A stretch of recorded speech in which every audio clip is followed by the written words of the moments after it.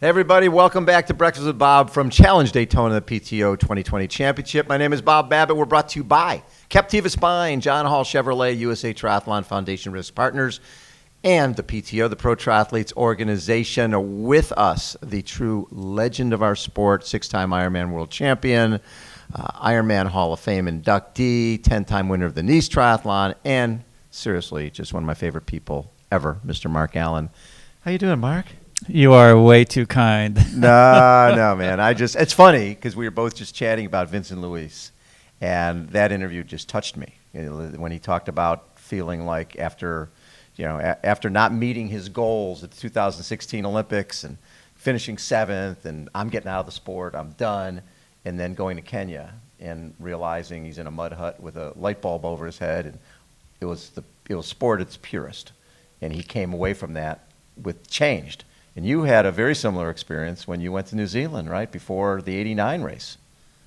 Yeah, for those who don't know the history, going into 1989, I had raced the Ironman 6 times. I had 0 victories. My buddy Dave Scott had 6 of them in his bag, and I was also at that point like, what more can go wrong? Yeah. And probably Vincent was like that too. Like, he's on the up curve and he's ready to go, and then he gets stress fractures, and he gets another stress fracture. It's like, am I cursed? Right. You have that feeling, Yeah. and then something happens, and if you change your environment into another environment that gives you a whole new look and outlook and window into what's possible, which he did by going to Kenya and realizing, if I simplify, if I take away all these distractions, not only can I train harder, but I recover better, and life becomes simple, and you can really focus on what you do. So back, as you mentioned, to my story, in the spring of 1989, I went down to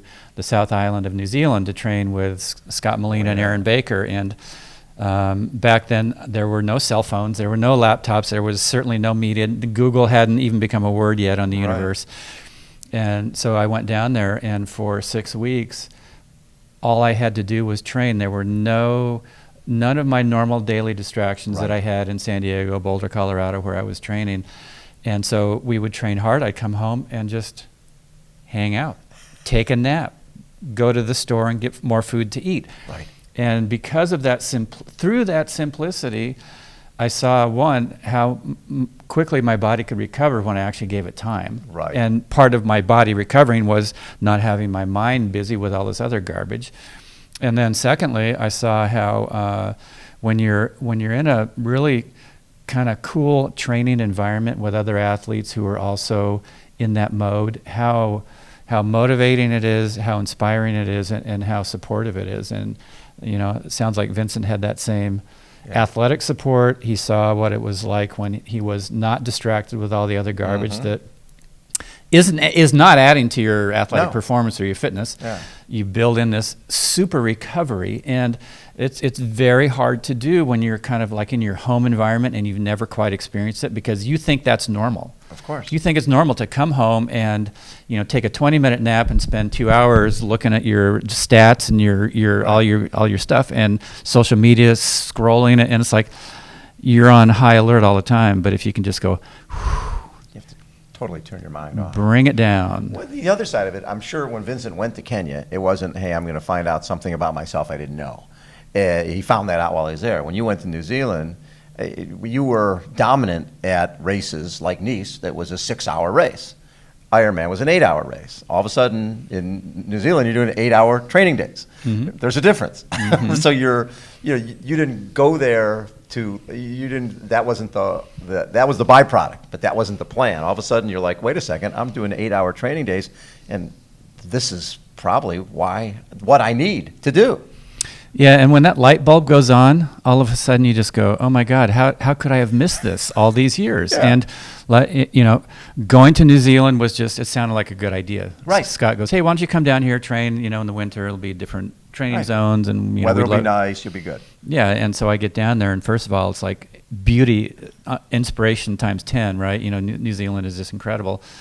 Simple environment, great training partners. Nobody was competing. Everybody was exploring potential, possibility, what we could do. We were pushing each other, but in a good way. And that's kind of like the magic formula as an athlete, is finding training partners in a training environment where you can work really hard, but it's not competitive. You're not taking anything away from each other if one of you has a good day and the other one is falling apart. It's like, hey, the roles will be switched tomorrow. You know what I mean? So, sure. And anyway, so that your interview with Vincent was just like, that was so parallel to what happened in my career. That was a real transformative point to going from doing pretty well to actually achieving those great dreams that I had hoped for. What's fascinating is here's Scott Molina, who just won the Ironman, right, in '88, something you've been trying to do for the whole decade. And he ended up running a 3:02 marathon, winning a race. Dave didn't race, and you flatted a couple times, and it was like, if there was ever going to be a win for Mark Allen, that was the day. And so then you're training with that guy. Wasn't Burrell part of that too? Yeah, Rob Burrell from who won Nice, the race you didn't do that year, Yeah. to focus on the '88 Ironman. Yeah. So you're training with these two guys. Molina told me, he says, I don't know how Grip handled that. He says, Rob went and won Nice because he didn't go, and I won Ironman because he flatted a bunch of times. I lucked out. He admits, he said, I got a 3:02 marathon and ended up winning the Ironman, and Grip had to train with the two of us every day. But obviously that didn't bother you. No, because I wasn't down there. It was far enough removed from the season. It was early in the year. It was late February, all of March, and the first 2 weeks of April. So the season was still kind of abstract, and I'd had enough distance from getting 3 flats in the Ironman. I got 3 flats in 1988 Ironman. Those were the only 3 flats I got in the entire career of being on the Big Island. So I hit, I don't know, it's like, it's just one of those days. That's my job. I'm a professional. I'm supposed to be looking at the ground to make sure I don't run over glass. Well, anyway, so it was just this little magic window where I could just be with those guys. I liked both of them. Yes. It wasn't. They're great guys. If I was in a race with Scott or in a race with Rob Burrell and they beat me, that was fine. There was like zero, like whatever, jealousy or whatever. Right. So it was easy to train with them, actually. And Molina knew. He's not like, I don't want to share any secrets with Mark, right? But what was funny is not long after that, I was interviewing Dave, probably April or something, and talking about, and people don't realize that guy talks smack, right? Dave liked to talk smack. And I said, so Dave, what do you think is going to happen in Kona this year? And he says, well, I'll tell you what's not going to happen. If somebody runs a 3:02 marathon, they're going to be 3 miles down the road. Someone is going to run in the low 240s, and there's only 2 of us who can do that.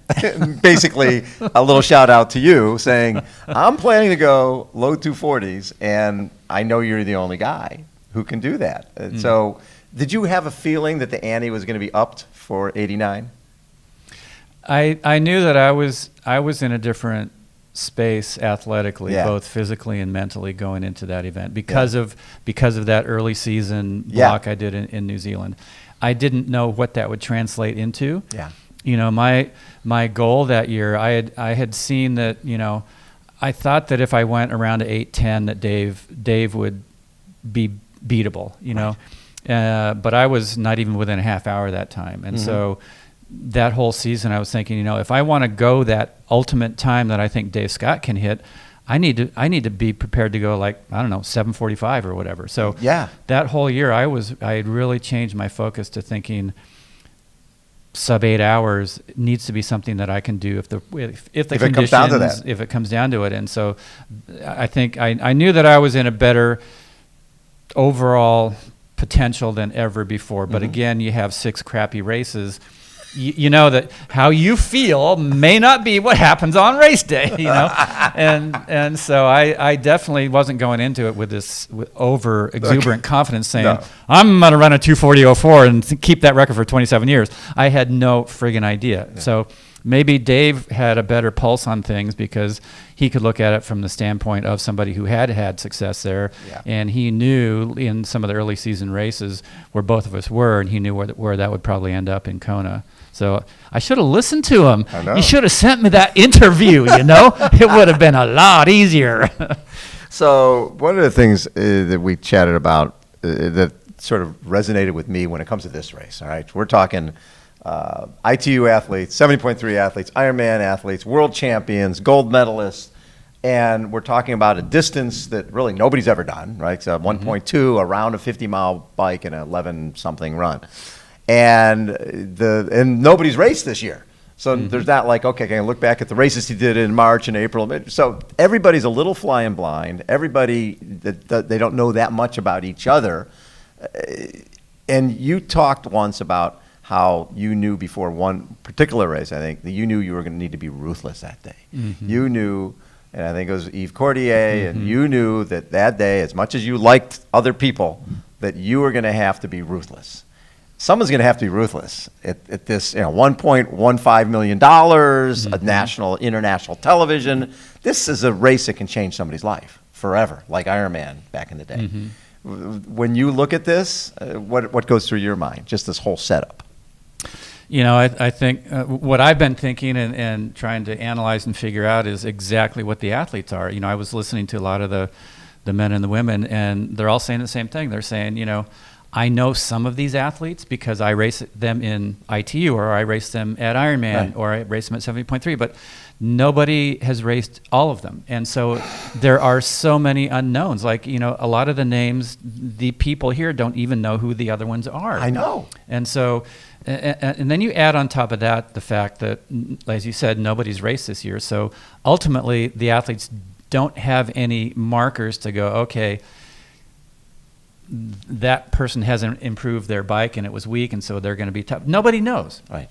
And then again, the distance is one that nobody's done before. And this kind of a course, I think it was Alistair saying in his interview that a flat course is actually one of the hardest courses to race. No question. And let me see if I can describe it so that you can kind of get a sense of that if you don't know what he's talking about.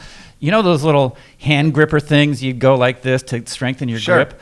Well, you use those same muscles over and over. The rest of you is fine, but this fatigues. And it's the same thing when you're cycling on a very flat course or running on a very flat course. You're using those just a certain set of muscles, and so they fatigue quicker than if you have some rolling parts and some uphills and some downhills where you can rest and you can drink. It's actually very, very, very challenging. And so not only is it going to be, there's all these unknown factors of athletes you've never raced against before. 9 months of no racing, you don't know even the people you don't know what kind of shape they're in. Yeah. And then you have a course which is looks very easy. It's deceptive. It's very hard. It's hard to stay on a solid power output on the bike when you're flat like that. And when your back is starting to hurt and you're thinking, I should get out of this aero position and stretch a little bit, but you don't want to because you don't want to lose that aero advantage, And let's not forget, ladies and gentlemen, this is a swim, a bike, and a run. You've got to get off the bike and you've got to run. And run fast. And you've got to run fast. There's not going to be the luxury of building into your pace on the run. And if you've misjudged even something as simple as maybe your nutrition because you were so focused on the bike and you get off the bike and all of a sudden you don't have enough calories, gas in the tank, those 11 point whatever miles are going to be very long, and you're going to slow down. You're going to lose all that advantage that you gained. So there's still strategy. There's still pacing.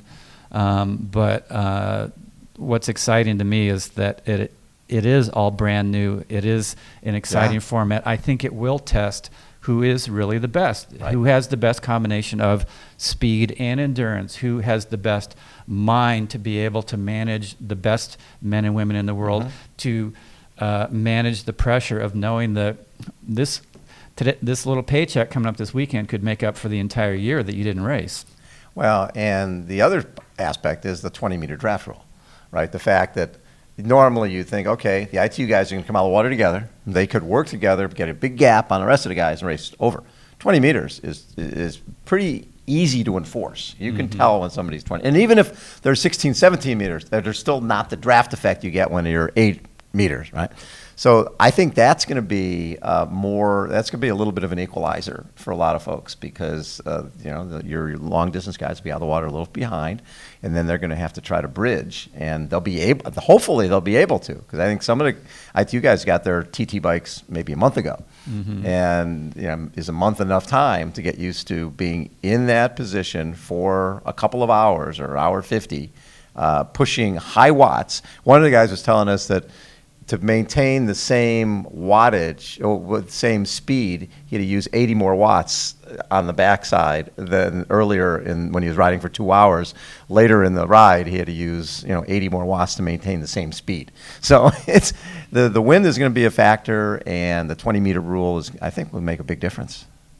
It will, and one of the things that's really interesting about the Speedway here is, it kind of doesn't look that big when it's on a TV screen, but when you are actually out there on it, or even if you're walking around, it's massive, it's gigantic, and it's very, very challenging. So a lot of the guys are talking about, well, Lionel Sanders has an advantage because he just set an hour record, and the Canadian. It's like, first of all, this is swim, bike, run. Second of all, my guess is that effort probably took a lot out of him. Yeah.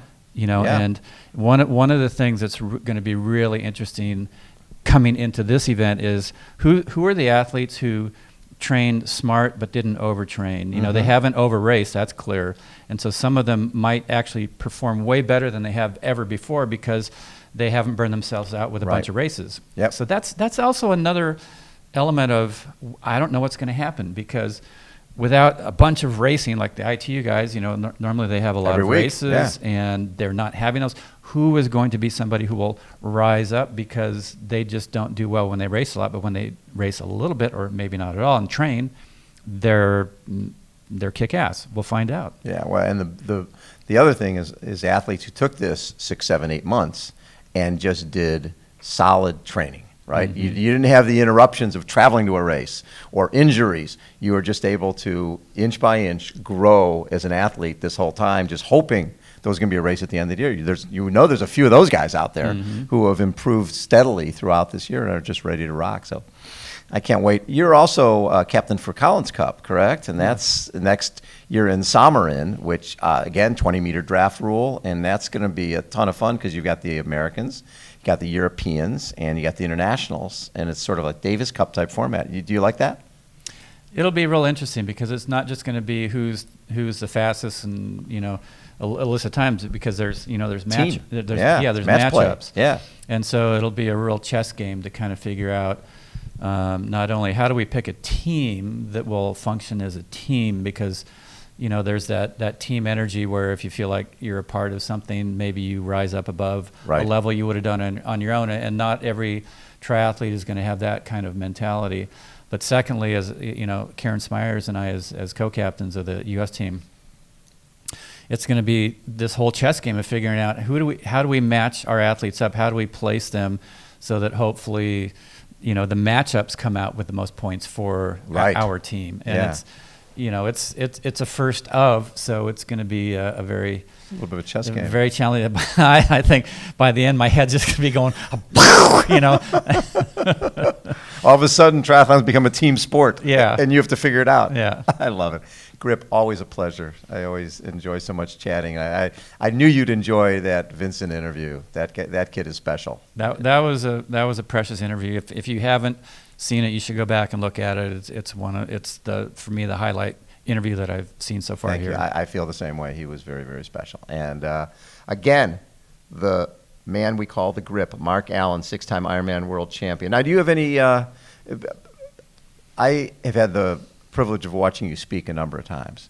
Can people who have corporations who are looking for motivational speakers, because I can't imagine anybody better than the Grip. And it's funny because I think people think, oh, if I want someone to talk about triathlon, maybe I'll bring Mark Allen in. But your presentation is way beyond triathlon. It's a life lesson. They just go to your website? What's the best thing? You can just email me, mark@markallencoaching.com. You can also find me on LinkedIn, of course, and message me there. Recently this year, I have done a number of virtual conferences. There's certainly there have been no in-person business conferences. And one of the things that I've actually transitioned into talking about a little bit more this year is not only taking the principles of my racing and how to set goals and overcome challenges and be your personal best in business or in life, but also addressing what's going on right now with COVID and giving people just some simple tools and concepts to stay healthy during COVID and beyond. Right. And that's because everything starts with at this point with our individual health. If we don't have that, we don't have anything. And we're Absolutely. seeing that more than ever. And so, taking care of your physical, your emotional health as the cornerstone to then really dreaming and setting those goals and being willing to come up with new strategies in a world that looks very different than maybe what than all of us have experienced the rest of our lives. So yeah, Mark at markallencoaching.com. You can email me there. Go to Mark Allen on LinkedIn, message me, and I'd love to share my stories in that broader sense as well. Mark Allen has been our guest, everybody. It's going to be fun out there on Sunday. Again, Breakfast with Bob from Challenge Daytona PTO 2020 Championship. Hold on, everybody. We will be right back.